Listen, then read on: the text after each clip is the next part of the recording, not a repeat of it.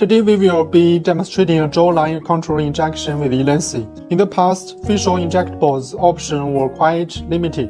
If we use hyaluronic acid-based products, it was difficult to achieve significant adjustment to the jawline. So, in most cases, Botox or other neurotoxins were injected to slim the face and tighten the jawline. However, for patients like the model we have today, with skin laxity or insufficient jawbone support, there wasn't an ideal solution before. Now, with the introduction of regenerative products like Ellanse, this has become much easier.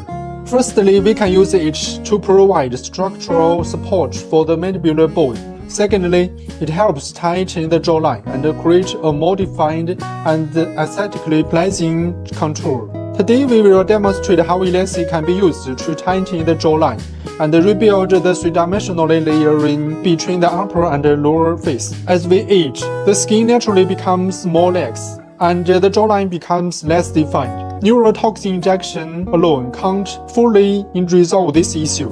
However, combining it with Ellanse for facial contouring gives much better results.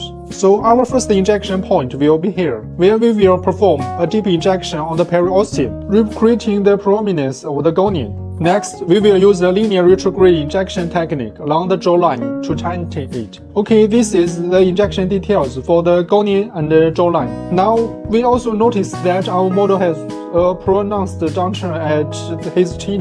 We will use a small amount of product to smooth out this area and make the entire jawline flow more naturally. For patients with noticeable downward chin, this treatment can also significantly reduce that symptom.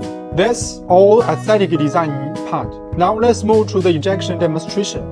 We divide the face into the upper, middle, and the lower parts. It's clear that our model's mandibular bone is undeveloped in comparison to the midface, making the jawline less defined.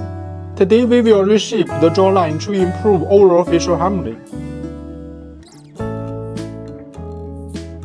First, we need to find the mandibular bone by touching and inject deeply on the periosteum, mimicking a bony support. Here we should ask the patient to clench their jaw in order to locate the master muscle. As there is an important facial artery we need to avoid at the anterior edge of the muscle.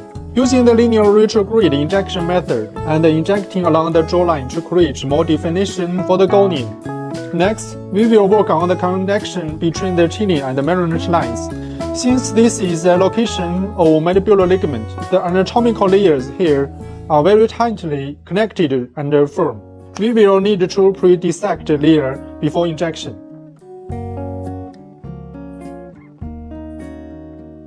Now, he has a smoother and more defined jawline. Here is the result after injecting the one side.